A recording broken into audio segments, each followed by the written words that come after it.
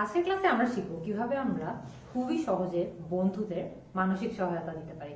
অনেক সময় এমন হয় না যে আমাদের ফ্রেন্ডরা কোনো কিছু নিয়ে খুবই স্ট্রেসড বা খুবই স্যাড বা খুবই ডিপ্রেসড, এবং আমরা চাচ্ছি তাদেরকে কিভাবে আমরা সাহায্য করতে পারি সেটা ফিগার আউট করতে, কিন্তু আমরা কোনোভাবেই বুঝতে পারছি না যে তাদেরকে কি বলা উচিত বা তাদেরকে কিভাবে সাপোর্ট করা উচিত।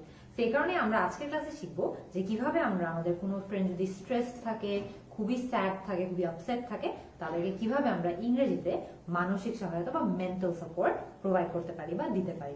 তো একদম প্রথমে মনে করেন আপনি আপনার ফ্রেন্ডকে দেখলেন এবং সে যে খুবই আপসেট, খুবই স্যাড বা খুবই স্ট্রেসড কিছু একটা নিয়ে একটা কঠিন সময় সে পার করছে, সেটা আপনি তাকে দেখেই বুঝতে পারছেন। আপনি কি বলতে পারেন একদম শুরুতে? আপনি বলতে পারেন, I can see you are dash, I can see you are going through a tough time, যে আমি দেখতে পাচ্ছি যে তুমি একটা কঠিন সময় পার করছো।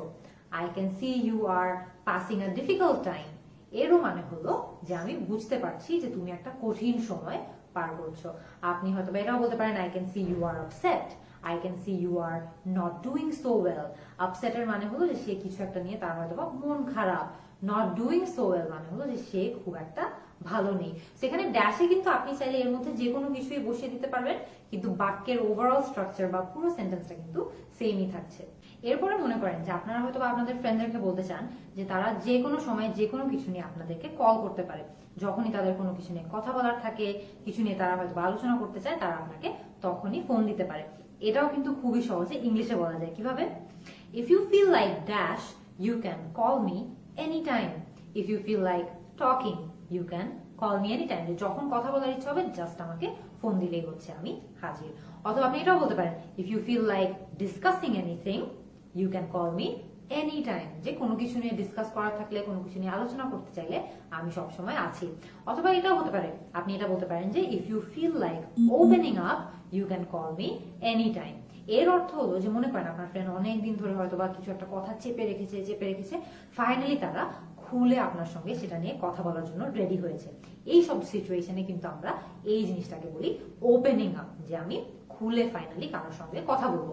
তো খেয়াল করে দেখবেন, আপনি কিন্তু ব্ল্যাঙ্কে টকিং বসাতে পারেন, ওপেনিং আপ বসাতে পারেন, ডিসকাসিং এনিথিং বসাতে পারেন, কিন্তু বাক্যের বাকি সবকিছু কিন্তু সেম থাকছে। সবগুলোরই অর্থ হলো যে যখন ইচ্ছা তখন আমাকে কল দিলে আমি কিন্তু হাজির থাকবো, যাতে আমরা কথা বলতে পারি।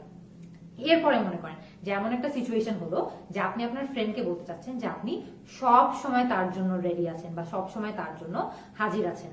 আপনি কিভাবে সেটা বলতে পারেন?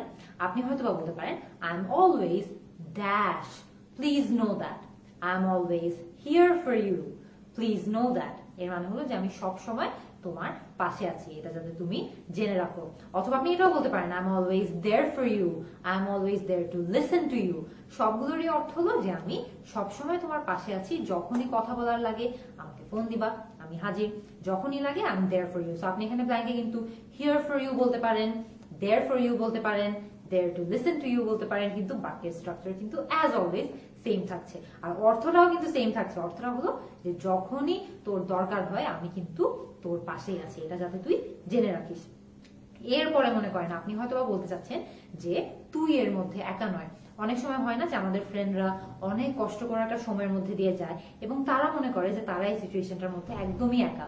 তো আপনি যখন তাদেরকে বলতে চাবেন যে তারা এই সিচুয়েশনের মধ্যে একা নয়, আপনি কিন্তু এটাও ইংলিশে খুবই সহজে বলতে পারবেন। কিভাবে? You are not alone dash, you are not alone, you have me. এর মানে হলো তুমি কিন্তু এর মধ্যে একা নয়, আমি কিন্তু তোমার সাথেই আছি। You are not alone, I am there for you. অথবা you are not alone, I am here.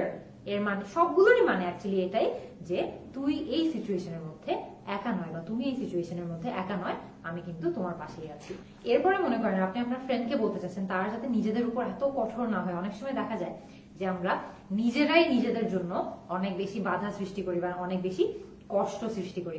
তো এই সিচুয়েশনে আপনি তাদেরকে কি বলতে পারেন? আপনি হয়তো বা তাদের বলতে চান যে তারা যাতে নিজেদের উপর এত কঠোর না হয় বা এত কষ্ট যাতে নিজের উপর নিজেই না ইনফ্লিক্ট করে। তো খেয়াল করে দেখবেন এখানেও কিন্তু আপনি ইংলিশে তাদেরকে এটা বলতে পারবেন। কিভাবে? Don't be so dash on yourself, don't be so hard on yourself, don't be so tough on yourself। অথবা don't be so critical on yourself।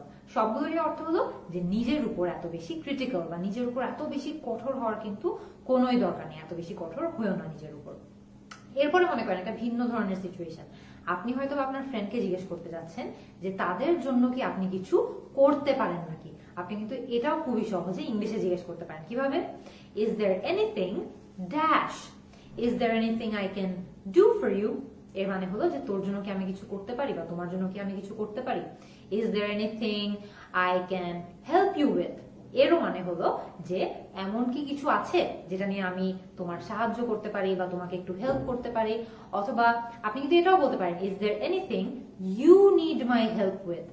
এরও অর্থ হলো যে তোর কি কোনো কিছু নিয়ে সাহায্য প্রয়োজন বা তোর কি কোনো কিছু নিয়ে হেল্প লাগবে, তাহলে কিন্তু আমি তোমাকে হেল্প করার জন্য আছি, রেডি আছি। So is there anything I can do for you, is there anything I can help you with, is there anything you need my help with. সবগুলোরই অর্থ হলো যে কোনো কিছু নিয়ে কি তোমার হেল্প লাগবে নাকি। এরপরে মনে করেন আপনি আপনার ফ্রেন্ডকে বলতে চাচ্ছেন যে এই যে একটা কঠিন পরিস্থিতির মধ্যে দিয়ে সে যাচ্ছে, এটা নিয়ে সে আপনাকে বিস্তারিত কথা বলতে পারবে নাকি বা সে একটু ডিটেলসে আপনাকে এই সিচুয়েশন সম্পর্কে বলতে পারবে নাকি।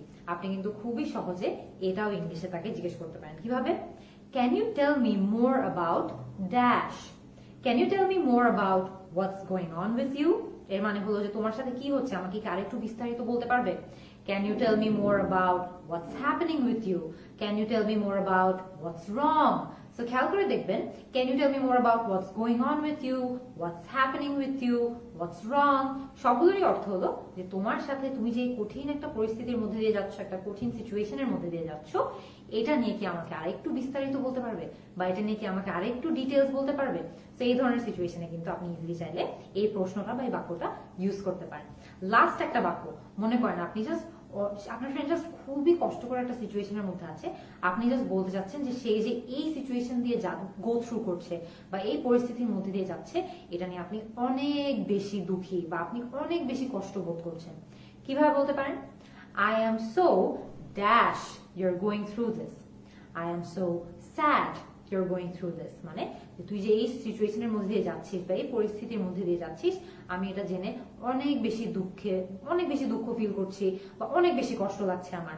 অথবা আপনি এটাও বলতে পারেন I am so sorry your going through this. এরও মানে হলো যে আমি খুবই দুঃখিত যে এই পরিস্থিতির মধ্যে দিয়ে তোকে যেতে হচ্ছে।